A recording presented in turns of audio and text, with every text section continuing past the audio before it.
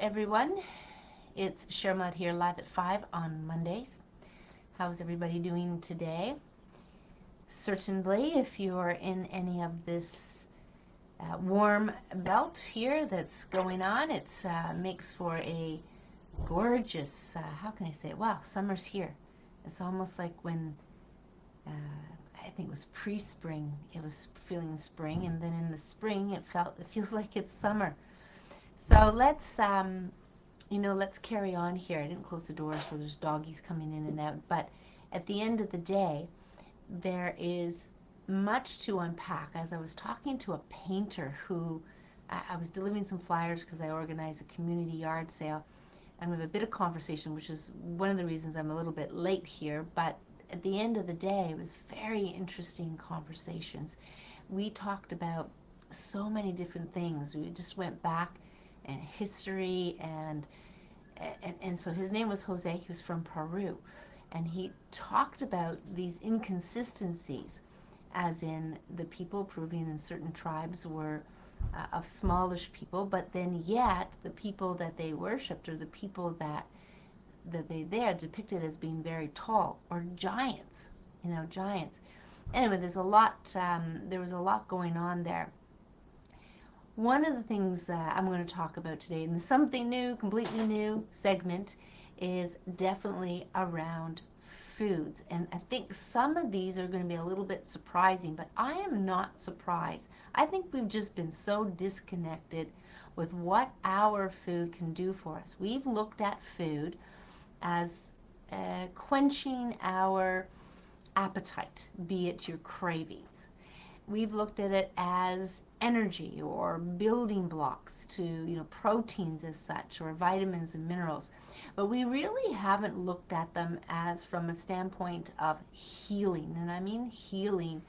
And we have been going to the drugstore and pharmacists and pharmacy for such a long time, going down that path for whatever reasons. I'm not going to go there today, but I can have a few comments on it if we wish. But nonetheless, here I'm going to show you a piece of fruit, and I want to actually have several books on herbs and plants, and even though I just purchased probably about 12, but the idea is these older books that I have on herbs from way back when, I'll show you the picture, has a lot of interesting information which is not in the newer books that I have, which I find fascinating. So I'm going to pour over these books and then share them with you. But let's show you the first book here, the Complete Medicinal Herbal book. And I don't know if it's 10 years old, 20 years old, something like that. But they have, there was some plant here, the honeysuckle, which I discovered is bush-like, like lilac, and there's a lot of it up by where my father is, pink flower. In this case is, yellow flower, white flower. Very, very, I knew there was something to it, and then I discovered here. But on the opposite page is information about the apple. Now, some people say an apple a day will keep the doctor away, but in some cases what apple meant was round fruit. Round fruit. It doesn't necessarily mean apple. But let me talk to some of the potentials that the apples have, so you can use this healing, because apples is something, especially here in Canada, it's one of our main fruit besides pear and apricot and grapes. Definitely is one of our main fruits. So let's hear the fruits of M. communis, and they probably have the Latin, have been cultivated since Roman. Ripe apples were used as laxatives, and unripe ones to counter diarrhea. So unripe ones, diarrhea. In, let's say, in medicine, most apples were cool and moist, and juices and infusions were prescribed for fevers and eye infections. And a 1983 study showed that an apple can reduce blood cholesterol levels. So at any rate, we can say cholesterol myth and levels have a much bigger conversation to have here. But at any rate, when we think about managing certain things in our blood and healthy blood, why not have an apple too? Now I'm going to talk about what else I've used the apple for. This, if you take apples, this is a mono fruit for the 7-day, let's say, veggie fruit diet. It's just entirely plant diet for 7 days, and you would have this as a mono fruit. So you don't have many fruit together. You wouldn't have a fruit salad. You would have a mono fruit, just whatever you want of one fruit, one kind of fruit, and apple would be it. The other thing that apples are used in is the liver gallbladder flush. And it's the malic acid in here that actually softens the stones in the liver. And this is, this is what comes for apples. So when typically it's freshly pressed apples that you would consume, or juice, that's ideal. But for some, they're just going out and buying the apple cider and drinking that for a couple of days to soften the stones. So there's something to that too. So again, a ripe apple would be good as making the bowels move. And an unripe apple would actually keep, or let's say, help with diarrhea, as in not to have diarrhea. Now, I'm going to say, because in some cases these books are written and they don't give you the entirely full picture, is the fact that diarrhea is not a bad thing as long as you keep hydrated. It's trying to get something out of your system. So in some ways, I probably wouldn't counter diarrhea so much unless I thought, well, I have to travel and go on a plane, and you may want to counter it. Otherwise, what you want the body to do is to actually get whatever is irritating the digestive lining out of the system. And you would drink plenty of water to keep yourself hydrated. And there may be times where you're going to kind of slow it down at some point when it's been around for a long time. But apple just in itself is used in so many foods. I mean, just so many. You think, applesauce, but applesauce, typically you take the skin off and you want to eat the whole apple, preferably. And well, apple pies, think of all the desserts that are apple, apple oriented. And they do use apple in certain dishes as well. But this is raw fruit. So if we're thinking about apples and helping with laxative, it's the whole fruit. Let's see here what it says here. It says fresh eat ripe apples for, yes, constipation associated with an overheated stomach.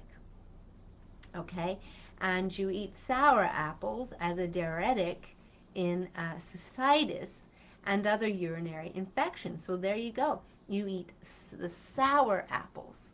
Now, sometimes, I guess in our lifetime, a lot of people don't like sour apples, so you don't really see sour apples out there. Now, I'm thinking of the large crab apples, or certainly these small apples, these wild apples, are a lot more sour than you would get in the store.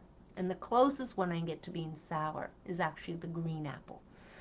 And that's known for being sour. But there you go. That may be very good, eating the sour apples for your urinary system, using as a diuretic, which means it's flushing. It's flushing things out.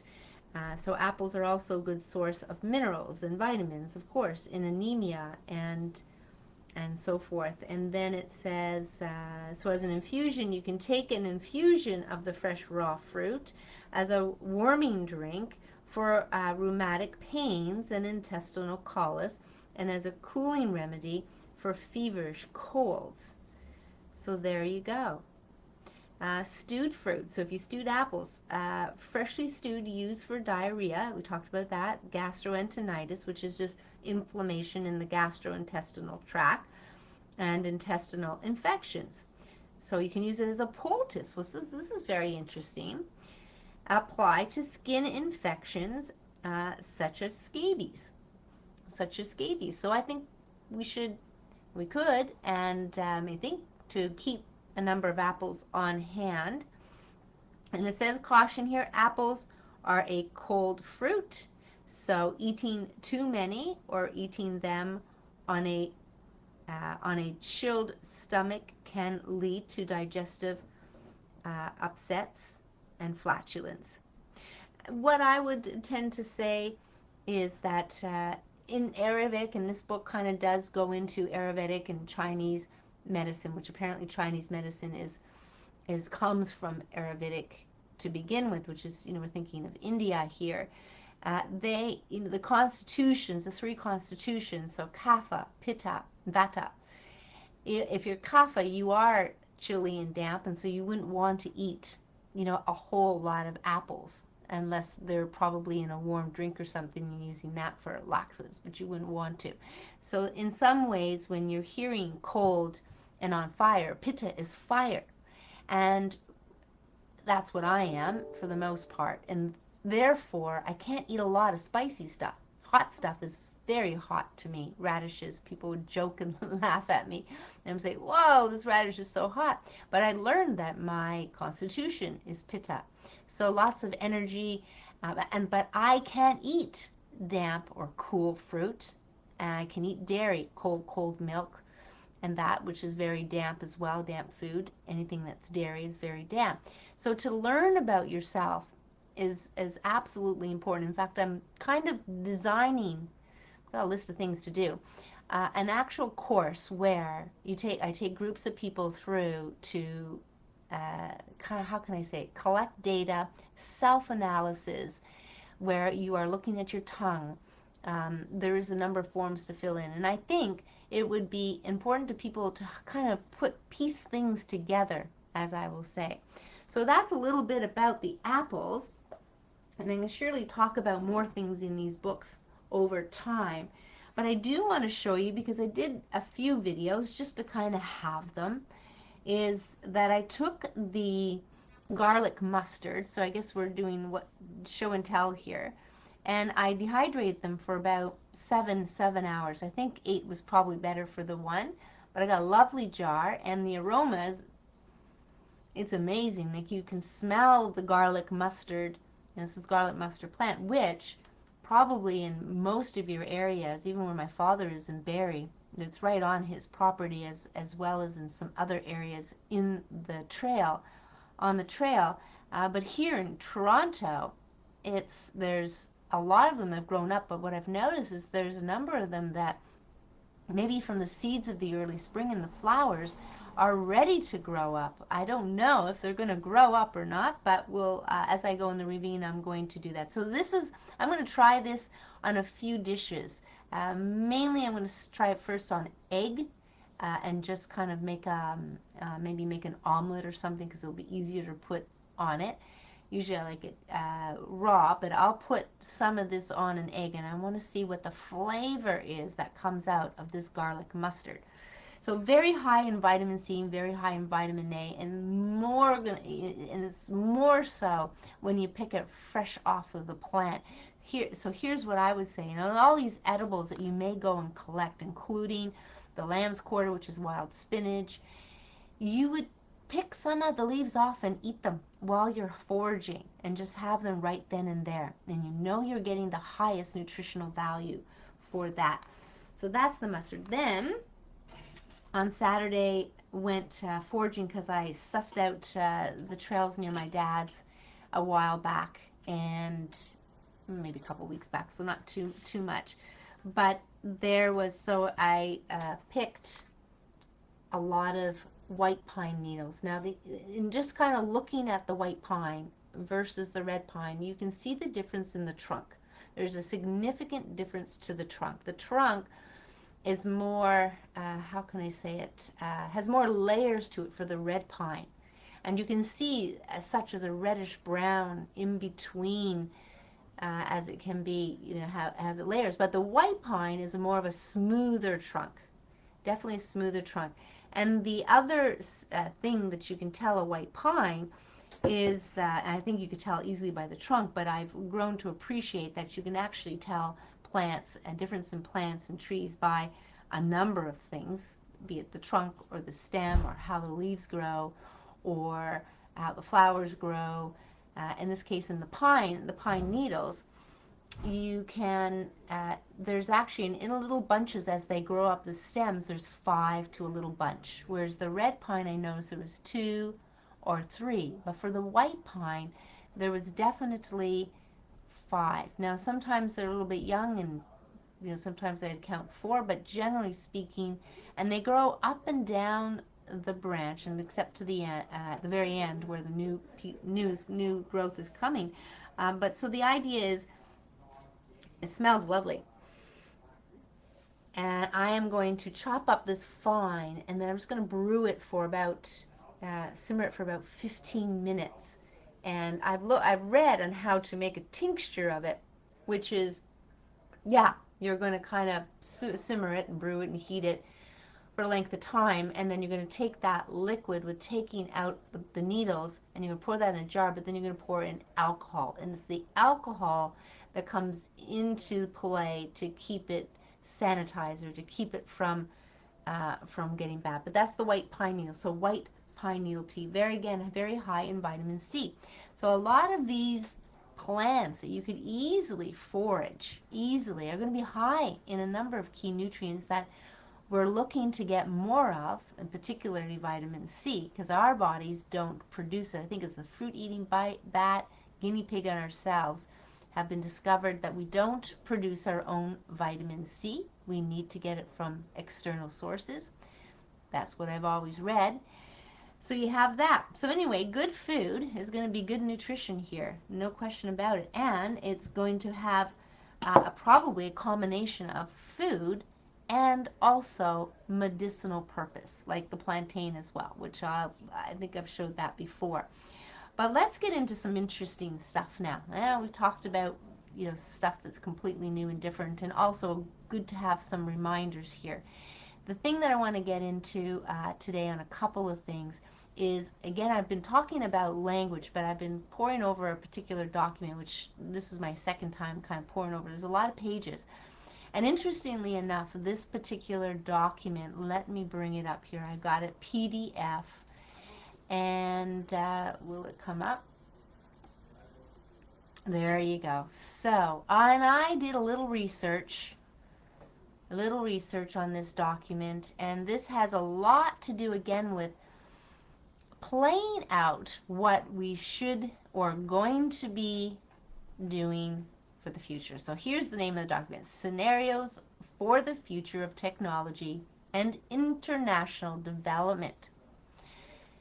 And it's interesting, the Rockefeller Foundation is part of it, but also this other company, Global Business Network, which it says in here, it's a member of the Monitor Group. So what did I do?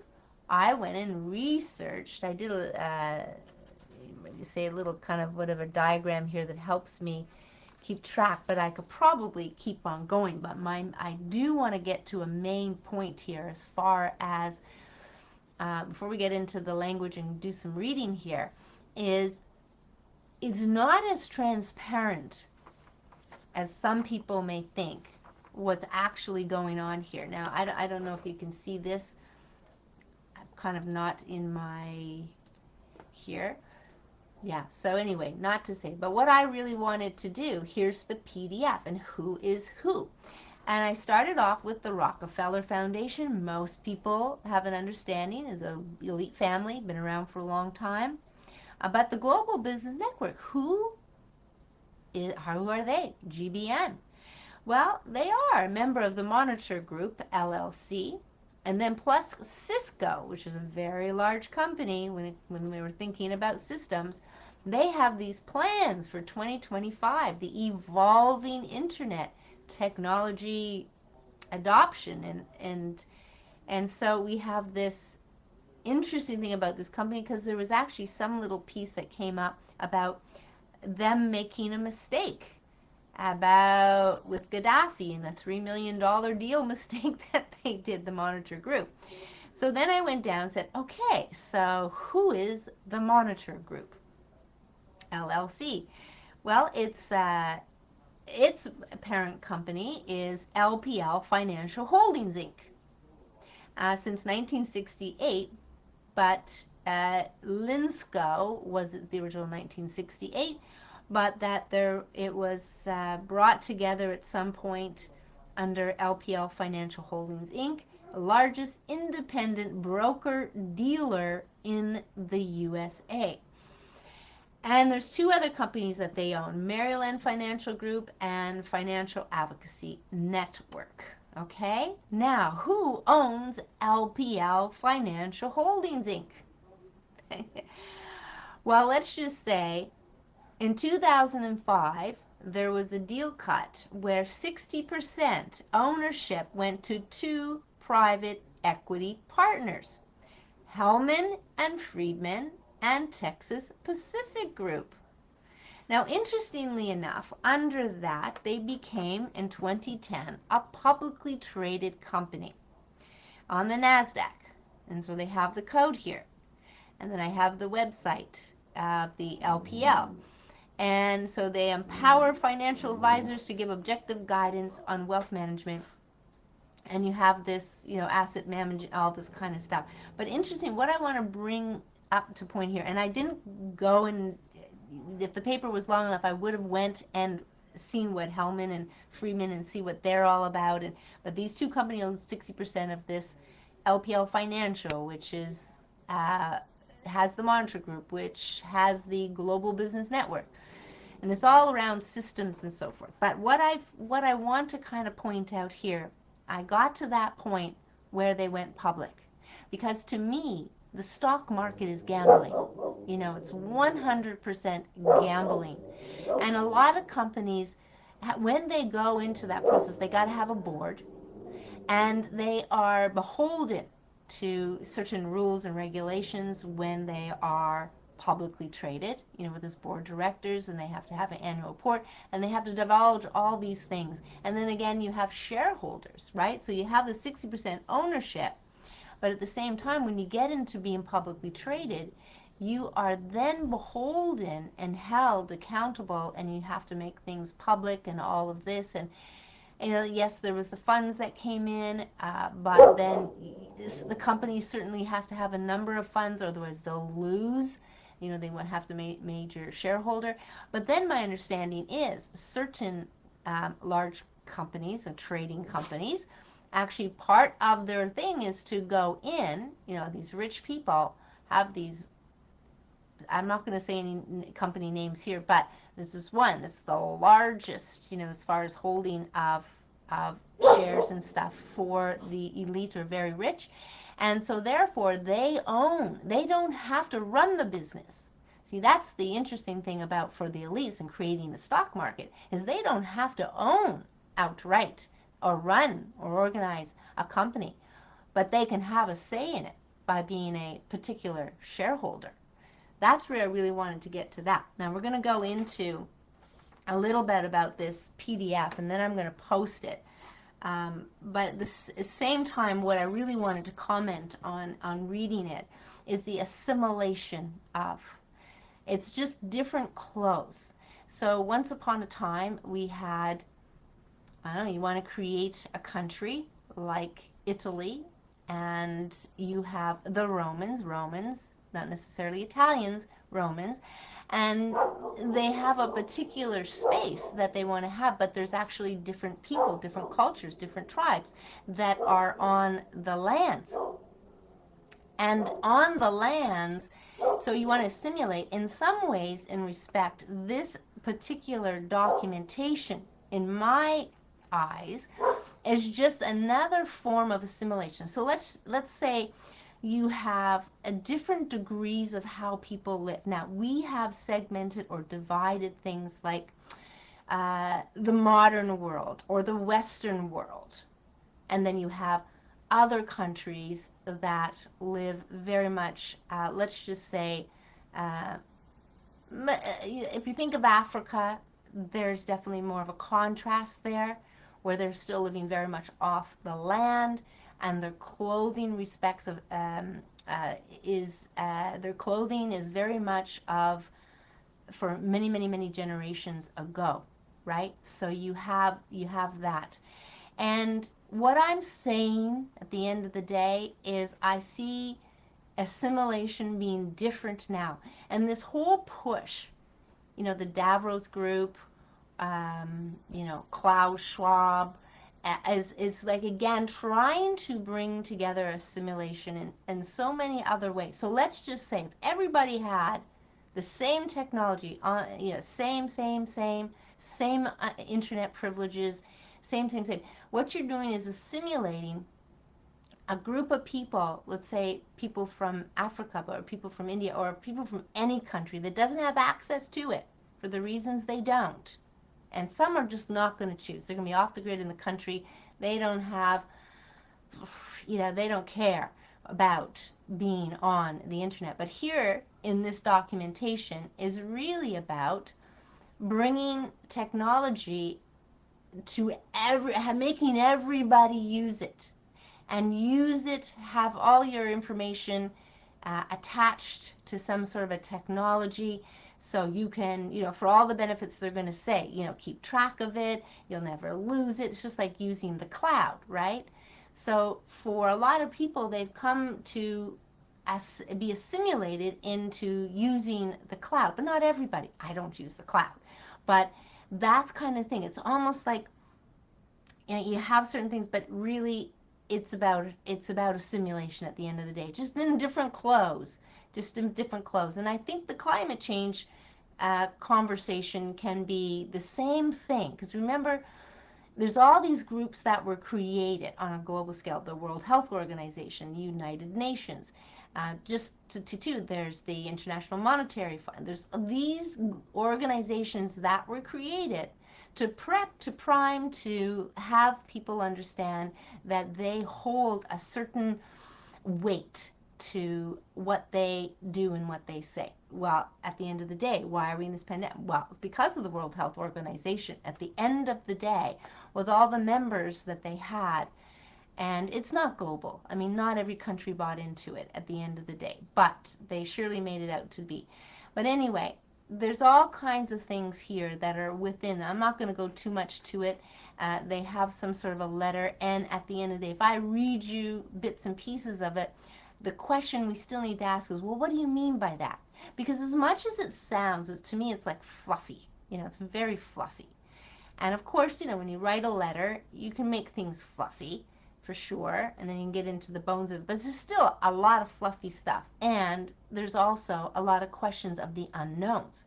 Definitely. Now, I don't think you're going to, maybe you have no desire to read 54 pages, but let me just read a couple of things and give you kind of what I mean. And just humor me on this one. The Rockefeller Foundation, so this is a letter from Judith Rodin, who is the president of the Rockefeller Foundation.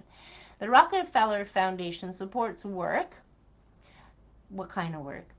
That expands opportunity and strengthens resilience to social, economic, health, and environmental challenges. Expands opportunity and strengthens resilience. And it could mean a lot of things. Affirming its pioneering philanthropic mission since 1913. Well, I don't know about you. There's probably enough good things out there, but surely we have more street people, we have more disease, we have more of these things. So I'm not sure where they're being so philanthropic, in my opinion. Overweight, obesity, all these things have poor food. Like, why would they be feeding us toxins and poisons and things that have all kinds of side effects?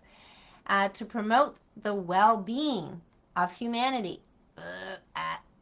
I'm sorry, but if they've been working on this since 1913 and all they have to show for it today is things I could say. But anyway, so we take a synergistic, strategic approach, all right, that places a high value on innovative processes, and encourages new ways of seeking ideas to break down silos. Yes, let's break down those silos because we want everybody on the same team.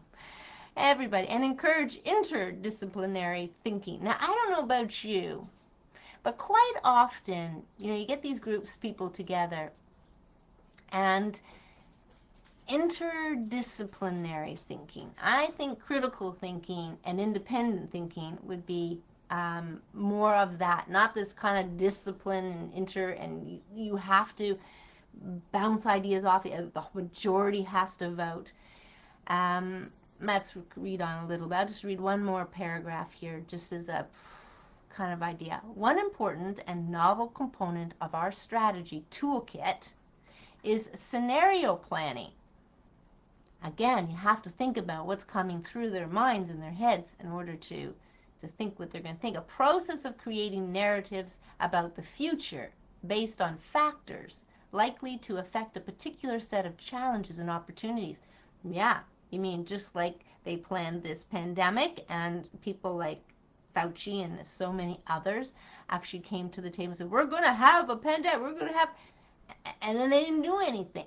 And they're going to blame people on it. Well, and if they're going to speak like that, then I'm sorry. There's more to it than we can than any of this is going to say.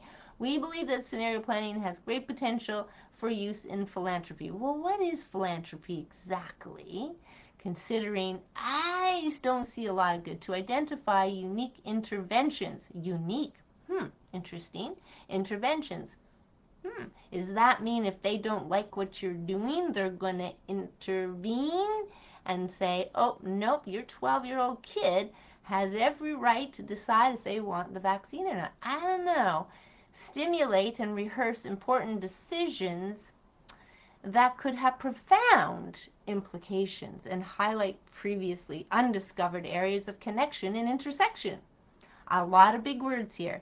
Most important, by providing a methodological structure, whatever method, who, what, deems, why, that helps us to focus on what we don't know. There's so much we know. In fact, I know that our body's a miracle and it will heal if given the right things, like these healing medicines, these natural medicines. So you have that instead. Yep, scenario planning allows us to achieve impact more effectively. So they don't really give you examples, other they talk to this as including technology, including climate change, including medical. And all three of those have, in my opinion, fall short, like right off the cliff, like just fallen right off the cliff. So I don't know, maybe they just want to rub shoulders with each other. Perhaps they just want to hear themselves speak.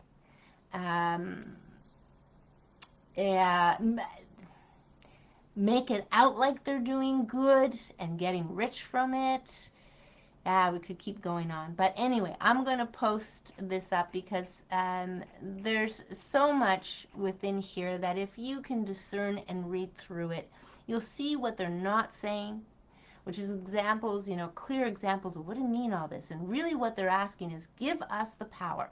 This is like the Vatican Conference. And I've already said this. So I watched a handful of, I think it was the 5th conference the Vatican had. And it was clear that what they were indicating, the people, I think various people, some of them were the bishops and some of this, but is that they want to hand over the faith component has been derived from, let's say, the religion institution, to hand it all over to the Pope. Faith. And that there would be the other group, the Global Economic Forum, would take care of the other stuff, the medical, the climate change. And at the end of the day, all of these key groups that have probably been created for the reasons they've been created, with all the elites and whatever, are probably, again, they want you to do what they want you to do. End of story. And they're going to try to convince everybody and everybody, but of course, people, we have we've gotten so far away of our true nature and what we actually have, our abilities, our entrepreneurship, all of that, to be creative. They've kind of led us away from that. I mean, just think of the programming, TV programming, the video games, the fact that you have to gourmet food and go out to restaurants and dress a certain way and drive a certain car and have a certain big house, which, if you have if you have a family of four and you have a, let's say, 6,000 square foot house, you only take up so much room. You only take up so much room. So I have the link for that. I'm going to post that. Absolutely. Hi, sis. Absolutely. So the next thing, I did mention about the Vatican. So I'm listening to Deepak Chopra, Dr. Oz, and another person, Dr. Rudy Tanzi. So anybody who is on the Vatican Conference, in my opinion, are part of these elitist group that want to control the world. It doesn't mean they're not bright. Doesn't mean they don't have great ideas. It doesn't mean any of that. It just means they want everybody to follow in their understandings, okay? And so I was watching that, and again, this wonderful topic of inflammation comes up. Now, they will tell you that inflammation has its good side, and they're not lying. Inflammation absolutely has its good side. It is the immune system getting up into arms to eliminate the things that do not need to be in our system, those particular microbes. Those microbes in the right place are good. Microbes not in the right place, not so good. And we can ingest them as we think of food poisoning, or we can breathe them in. And that is a key area, respiratory system and digestive system. We can also take in too much toxicity in our skin as well. And that's why all over health is very, very important. But the inflammation keeps coming up as the bad guy. And some of the things that they said, and here, I honestly don't know if I can put the direct link to this without you having to sign in. When they were doing the conference, they absolutely asked for that. So I'm going to try to copy the page, because they may have my information saved and allow me to get on, but I don't think you need it anymore. So I'm going to do, so you'll see the Deepak Chopra one. But the idea is inflammation is what is killing the brain cells. Now, it's not inflammation. You have inflammation for a reason. But this is what you see. If you're visibly looking at the body and there's inflammation there, something's going on. It's really more of a signal something is going on. So they go into, the whole abnormal proteins, the tangles, to the Alzheimer's and dementia and stuff like that. And they do go into lifestyle as very key, and your genes play a very small, tiny role. And even if you had genes that spoke to having susceptibility, if your lifestyle, food, sleeping, moving, and mindset is there. Now, I want to jump into something. So you're going to watch the video, or perhaps not, but in the end of the day, you're going to keep seeing this agenda coming forward to blame inflammation. And we need to really go to the root cause. Why do you have too much inflammation? And they did mention it, stress. They do. And that's important. So it's not that, but they really want to see inflammation, anything other than a symptom is going to be ideal. But when you hear, inflammation, this, depression, there's inflammation.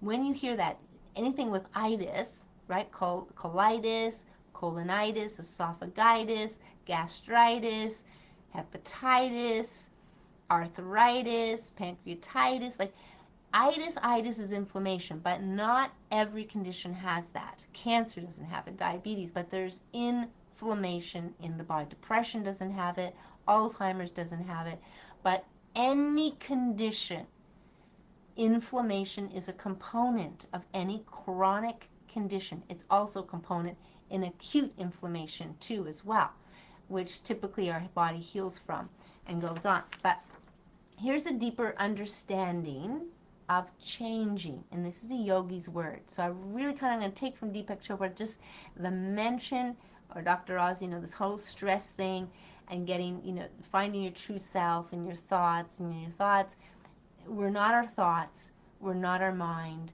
we're not our brain, as far as who we truly are.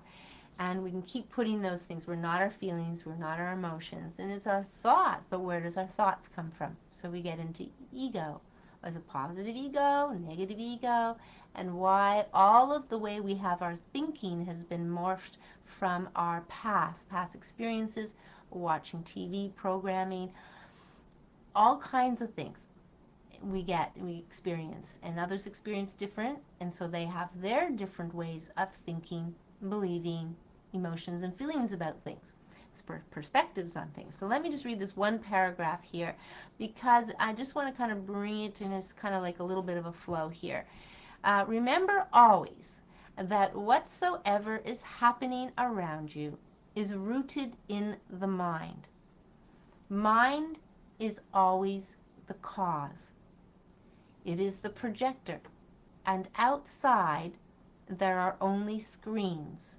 So we're thinking about, if you just go to the movie, and the old, you go to the movie screen, you went to the movie theater, and way in the back was a projector. The screens that show up on the screens, they would not be there if it weren't for the projector and if it weren't for the light. So it is the projector, and outside there are only screens. Okay? So let's bring it from in the movie theater to our living theater outside, and you project yourself even. Think of Star Trek and the hologram.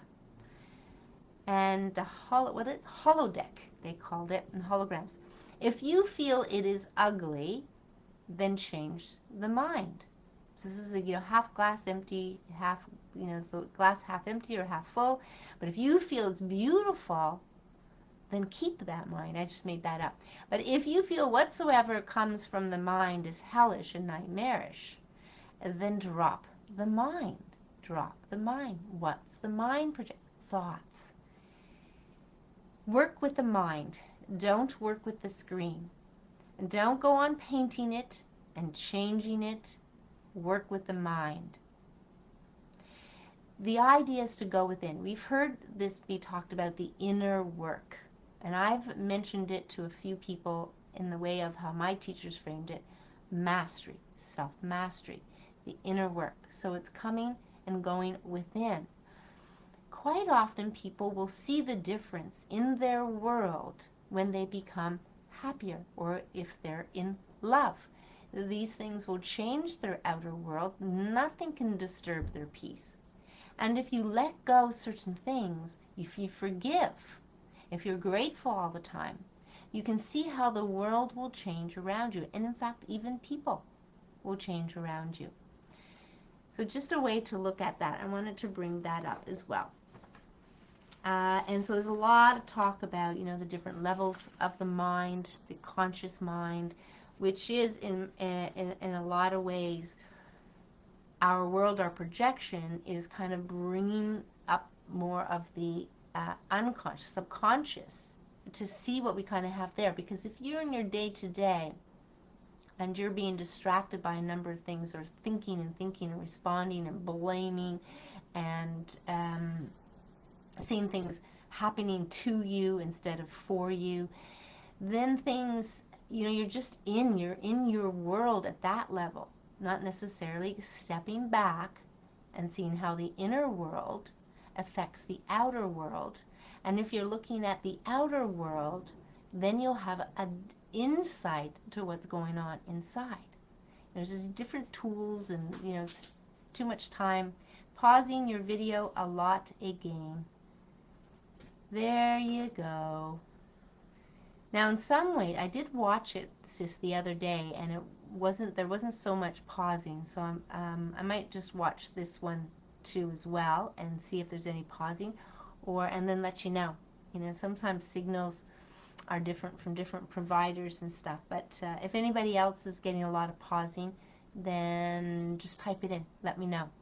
Let me know, and then that's how we'll kind of know.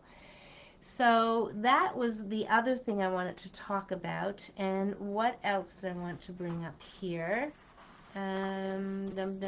Oh, something clean. Actually, there was one thing. Now I'm going to go. Before I do that, I'm actually going to go to something. Now, a lot of you people have been hearing about, I'm just going to call him Tony's emails. You've been hearing a lot about Tony's emails, and I did pour through some of them, but there's a lot of them, and some people have done that for us. So I want to, so I'll put the link as to where you get. If you're curious about them, then I'll put the link down below. But I thought I'd just go through some of them here today. And I'm not sure if this is actually on the web. This is actually in an email, whether or not I could put some of them there. But let's go through them. And so you can just listen to them here and not even need to read them afterwards. But in Fauci's emails, go check out some of them. Anyway, good to confirm. But here, February 5th to 6th, 2020, they got numbers on them, 000239. Fauci asked to recommend names for the WHO group with the broad mission to, quote, look at the origins and evolution of COVID-19, 2019 N-CoV, unquote. Fauci responds by seeking to reframe the mission into a manner that would look for natural and not lab-made origin, which we're almost 100% sure it's a lab. I never bought into the market thing, ever. February the 7th, 2020, Fauci sent an internal NIAID communication reflecting that it was unlikely that the SARS-CoV-2 virus originated in a wet market. Okay, this is an internal document. So how long did people think? This is February 7th. This is even a month before we actually locked down. It was like mid-March of 2020. Next. February 16th, Fauci tells CBS reporter that if the mortality turns out to be 0.2% to 0.4%, then SARS-CoV-2 should be treated like a severe seasonal flu. But when the case fatality rate was later revised to between 0.2 and 0.4 by the CDC, Fauci continued to act as if the virus was something far more dangerous. Remember, these are Fauci's emails, and somebody has summarized the key points here. February 17th, 2020, Fauci receives communication from a Chinese citizen that is part of an international student program in the United States, stating that based on his contacts back in Wuhan, including correspondence from a nurse working in a Wuhan hospital, there's far more spread of the virus and far more deaths than China is admitting. But you wonder how those deaths came apart. They were just like ripping people out of their houses. And I did read that within China, they have multi-millions of people that die from respiratory pneumonia conditions every year. So just crazy, ripping people out of their homes and taking them and separating them and shoving masks on them and treating them like they're the plague.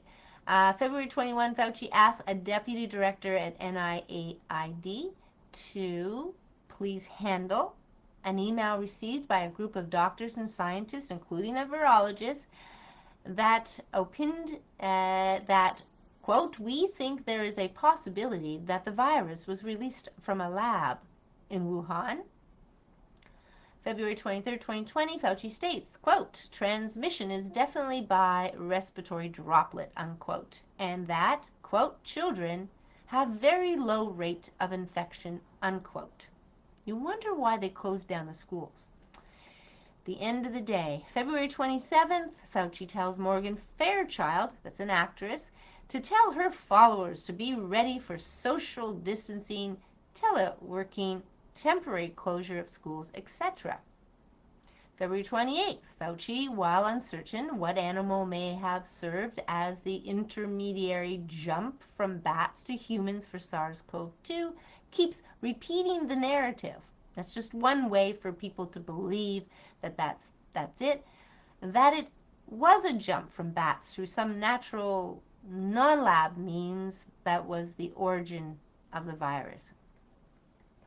February 28th, again, Fauci giving personal update to Mark Zuckerberg regarding development of a COVID-19 vaccine, including telling Zuckerberg that, quote, we may need help with resources, unquote, and that if there is a delay in the development timeline, he just told Zuckerberg about, quote, I will contact you. March 1st, 2020, CBS chief medical correspondent seeking to please Fauci emails Fauci a link to his segment, which he appears to repeat what Fauci has told him, including that face mask, quote, may give some partial protection by catching droplets containing virus, but the virus is so tiny the virus can go right through it or around it, unquote, and describing the origin of the virus as, quote, jumping from animals to people, unquote. Fauci responds with, outstanding, apparently pleased that CBS pushed Fauci's narrative that the virus was a natural jump from bats to human. Yeah. March 1st, 2020, despite media reports, Fauci makes it crystal clear he was not being muzzled by the White House. March 16, 2020, Fauci is asked, quote, given the relative safety of all but the elderly and those whose immune systems are compromised, and that they are far fewer than the rest of the population, why not quarantine only them? This is a question he is asked, and responds by stating, stay tuned. March 17th, 2020 still. The next day, it does not appear Fauci intends to change his tune of pushing everyone, even healthy people with low risk of the virus, to give up all civil liberties and remain prisoners in their home, as reflecting in an email exchange between Fauci and Mark Zuckerberg, in which they share mobile numbers and plan to coordinate efforts to get people to comply with Fauci's messaging, including social distancing for everyone. But the details of their plan are not included in the email exchange. March 31st, so now we're in lockdown. Fauci receives a summary from his agency of the studies regarding how effective masks are to preventing the virus, and the conclusion is as follows. Quote, bottom line, generally there were not differences in ILI/URI/or flu rates when the masks were used, unquote. April 2nd, 2020, Fauci and Bill Gates have phone call where they agreed to a collaborative and, quote, synergistic approach to COVID-19 on the part of the NIAID and NIH, BARDS, and the BMGF, Melinda Gates Foundation. It is concerning that one private person, Bill Gates and his organization, BMGF, can exert that much behind-the-scenes influence on decisions that will impact the civil rights of all Americans during the pandemic. And he had a lot to say, but if anybody watched any of his videos, it's almost childish. You know, we're going to just jab the kids. And then people start calling it the jab. I mean, it's almost like crazy. They started saying on the news, and it's like, what is this a fashion thing or something?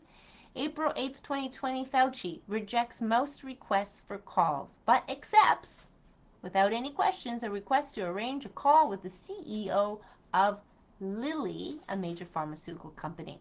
April the 11th, while Fauci claimed to have little time for anything else, Fauci confirmed the continued filming of a film that will celebrate the importance of your Fauci life. So, a couple things before we get into the puns. I wanted to bring up this, and you know, we're kind of changing subject a little bit, but I'm just going to bring this up here. I guess I got to bring it in front of here. Soap free for 7 years. Soap free for 7 years.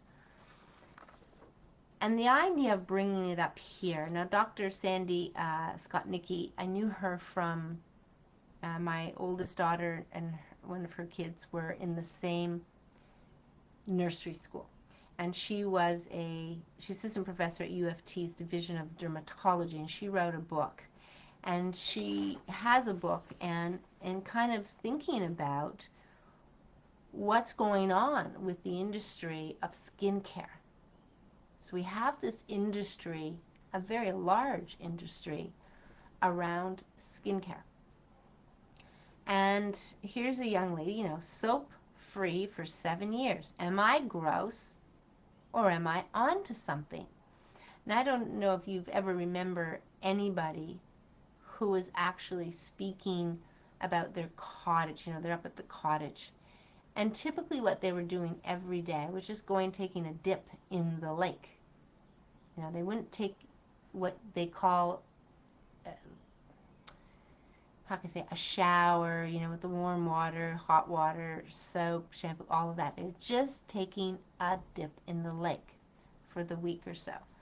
And that's how they did it. So is there something to that when we're thinking about soap-free for 7 years, that we are overdoing it with our skin? We're actually putting so much stress on our skin by lathering up in the shower and taking off all the natural oils. So in this case, am I gross or am I onto something? So this is a staff reporter, Jackie Hong. Confusion, abject horror, disgust. Those are the top 3 reactions when someone learns I haven't showered with soap for 7 years. Now, my soap-free saga began when I was an impressionable teenager in grade 11.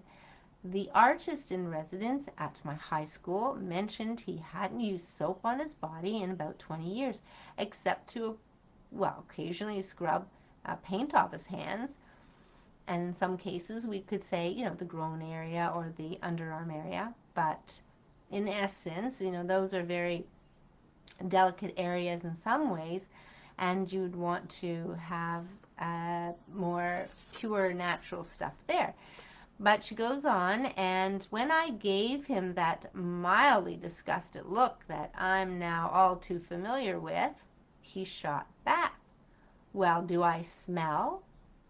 No, I answered truthfully, and that was that. But in the world where drugstore aisles are reserved for sudsy, pleasant smelling, which in a lot of cases, if you're sensitive to smells, there's a lot of, it's overdone, if you want to say it that way. It's overdone. And pleasant smelling, going into these stores, even with clothing and stuff where they put stuff on, where soap holders are built into bathtubs and business empires created out of natural shower gels and bath bombs and soaps so tightly intertwined with cleanliness that shunning it is linked to a rejection of hygiene. So this is not the case, right? It's not the case at all. But an informal survey of my coworkers and friends found that I don't smell awful or much at all. My boyfriend even says I smell nice. Value that as you will. My skin isn't greasy, and I haven't developed any strange conditions or infections, and I'm not foregoing bathing completely. I still shower daily, just with water and nothing else, and still wash my hands with soap. I've suffered no ill side effects by not lathering up, yet the idea is repulsive to some. And this is what I was kind of talking to Jose, the painter, today that I bumped into, was the idea of how we've come so far along in thinking the way we're thinking that we just forget how things were done in the past. How were things done in the past when they didn't have soap? So the idea of washing hands, the idea of washing countertops off, you're using food, you're touching things like that, you can easily see how that is going to be very, very helpful. So this person, Jackie, has no ill effects. She hasn't been ill. She's doesn't stink. And if you go to work and you dress in a long sleeve shirt and pants and you're in the office all day and you go home, there's no reason for you to use soap, said Dr. Sandy Scott-Nicky, an assistant professor at the University of Toronto's Division of Dermatology, who's writing a book on the topic. Yeah, she has a great book. And again, I know Sandy. Soap includes almost anything that bubbles. And so this whole bubbles is chemicals, right? Chemicals. You can get shampoos that don't suds up, that people are using for washing washing nowadays, but even if you've been at the gym, you don't necessarily need soap. Water is more than enough to clean off. In fact, Scott Nicky said using too much soap can be a bad thing. Yes, absolutely. You're just constantly taking the oils off your skin, which is used, as I've talked about, the sun, the UVB rays, right, come in with the cholesterol in your skin and produce the vitamin D, or the non-steroidal hormone, that nutrient, that molecule that is very, very, very healthy for us. So by soaping, and I remember talking to, Patch, as they call him, he's the owner, founder, whatever, of Good Life. And I was in a meeting in his office. This is to do with his daughter who's autistic, in the raw seal oil. And we start talking about, because I had mentioned him, there's the vitamin D in the seal oil, the raw seal oil. And we got into and I was asking him about, a child going outside and all this washing and stuff. And I did that. And he goes, well, he says, I don't wash every day. Even though he's in the gym, he never washes with soap multiple times. He usually just rinse. And so he goes, so he got to understand why that would be helpful in producing vitamin D, or helpful for the skin. But that's what he was telling me. So I'm forever telling people to stop cleaning so much. Yeah, stop cleaning so much. Stop using so many products. Now, never mind the suds. When you strip all the oils off your skin, what do you usually do? You usually lather with creams, lather with oils. And that's just, blocking the pores, and your body then doesn't get to produce its own oils with cholesterol in it. And that's what you have. So the thing is, experiment with that. There's more to this, but in the sense with babies too, they kind of, you're bathing, but we know that in babies, if they're bathed maybe 2 or 3 times a day, because their parents seem to think you have to sterilize the child all the time, and that they'll suffer from an insignificantly higher rate of disease in their skin, he said. So this must be another doctor, Gilbert. And you say, oh, they're drying their skin out, but also they're losing that beneficial bacteria population that exists on their skin. So just rinse off, people. Rinse off. And so not using soap does not make me a filthy heathen. If anything, it might actually be beneficial for my skin. Of course, if you have a skin condition that requires special treatment, or a lifestyle puts you in contact with a lot of grime every day, going soap-free might not work out for you. But if not, maybe give it a try. At the least, you'll save a couple of dollars, and maybe your skin will thank you. So that's just about, some sort of and it's not even a new trend. Let's just get back to nature. We do not have to be lathering up our skin with soap, stripping all the oils off, with the cholesterol, with the good bacteria, that protection for our skin, and then compensating for that with lots of these unhealthy, chemically ridden, artificial stuff that we put on our skin, and it just suffocates the skin. A suffocation would be the fact that people use Vaseline, and I use that for running in the middle of winter, as we would run very early at 6, 7 in the morning, and we used to do, our face, you can only wear so much because you get warm, so we used to put it on our face to help protect from the cold. It might have been -10 or something, and you've got that wind, and sometimes we were doing an hour run in this very cold temperature, and so we used to put Vaseline as a sealer, a protector, and of course we take it off in the shower. So let's get into some jokes here. There's always interesting stuff to talk about. I do want to talk about caffeine the next time, and crazy. Let's just go into a couple of jokes, and I think very, very soon I'm going to go on a different channel and do the lives. I think it's probably going to be Rumble or one of those. I've got to figure it out, and I'm just going to do it there. If Facebook is doing what they're doing, it's probably a lot better that I'm going to move, because this video that I've done today is probably going to be unless I splice it together and do all the editing, it's not going to be ideal. Okay, so let's see here. Student indignantly, I don't think I deserve a 0 on this test. Teacher, neither do I, but it's the lowest mark I can give you. Teacher, Roger, your hands are very dirty. What would you say if I came to school with dirty hands? Roger, I'd be too polite to mention it. A teacher wrote this sentence on the board and asked her class to correct it. Girls is naturally more beautiful than boys. And one little boy wrote, girls is artificially more beautiful than boys. And I'm going to leave it on that note. So that kind of gets us into our conversation of, the soap and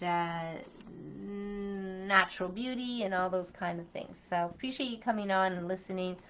Apologize for Facebook scenario, pausing, cutting it off, all those kind of things. But why apologize?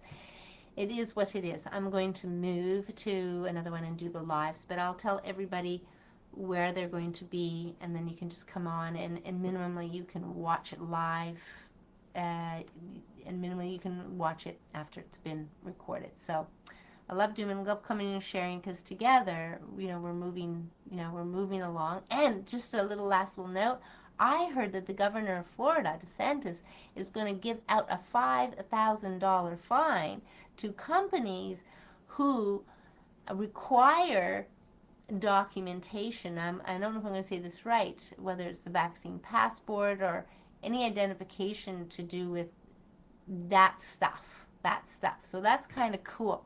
So not only are there certain countries that are going, nope, we're not going to do, like France and States, there's probably others for sure, not going to participate in a vaccine passport or documentation. You now have fines coming the other way, which is if you are going to take the law into your own hands, if you're going to, bully is what I'll say, then we're going to give you a fine. We're going to give you a fine if you're giving the good people any hassle. So that's kind of cool. So good news, good news. So take care, everyone. And Live at 5, and we'll see you on the next Live at 5, whenever that shall be. So take care. Best of health. And, just very quickly, because I do want to remind, it's kind of covered here, because it's going to come up soon. It's going to come up soon. And that is, if you're in Toronto, I've put together a yard sale. This is the 14th year. And it's a community yard sale, and there's going to be as many as, we have 35 houses participate. It's all at their own houses. It's the community here, so it's spread out. But at the same time, yard sale. So all kinds of treasures, all kinds of things. So in 2 weeks, or just under 2 weeks, so Saturday, June the 19th is going to be the 14th annual Casa Loma Community Yard Sale, where there'll be multiple houses. And the idea is, I'll post the link below because I did put it up on Facebook under Toronto Walking page, the event. I'll post the link down below so you can have an idea of when it is. And that's it. Any questions about that, you can let me know. So enjoy your evening. Have some fun. Have some balance. Have some good food. Have some good connections. Have a good walk. Have a good sleep. And have a good attitude. Take care, everyone. Bye for now. Cheryl Millett Live at 5. And we'll see you again soon.